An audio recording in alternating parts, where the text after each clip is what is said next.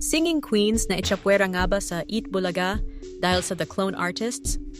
Nagtatanong na nga ang ilan sa mga supporters ng Singing Queens kung bakit ilang Sabado nang hindi napapanood ang Singing Queens sa Eat Bulaga. Dahil daw ba sa hindi na sila pinapapasok ng pamunuan ng show?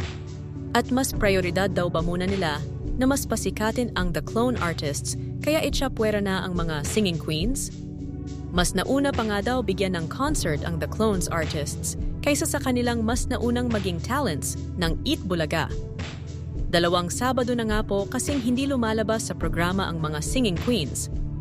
At kasabay nito ang muling pagbabalik ng Bulagan University kung saan kabilang ang mga clone artists sa mga nakiki-knock-knock sa naturang segment.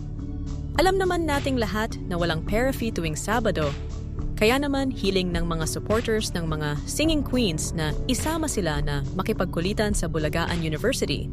O kaya naman daw sa Singing Queens na ibigay ang opening production ng show para kahit papaano ay napapanood pa rin nila ang grupo. Gayunpaman, kahit na hindi lumabas ang mga Singing Queens sa Eat Bulaga tuwing Sabado, ang mahalaga ay parte pa rin sila ng show at napapanood pa rin sila ng kanilang mga supporters tuwing Lunes hanggang Biyernes sa Perafee.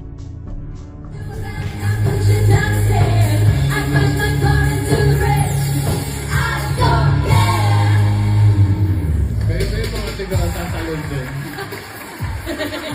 Talon-talon. Taga-tatalon lahat.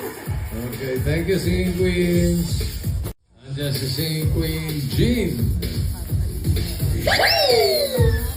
Sam. Casey. And Eunice.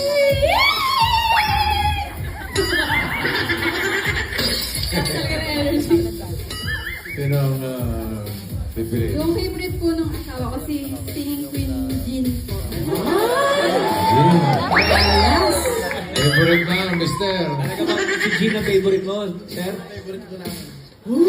Tulog daw eh. Favorite niyo naman pala eh. Napapalakpak pa ako. Sige.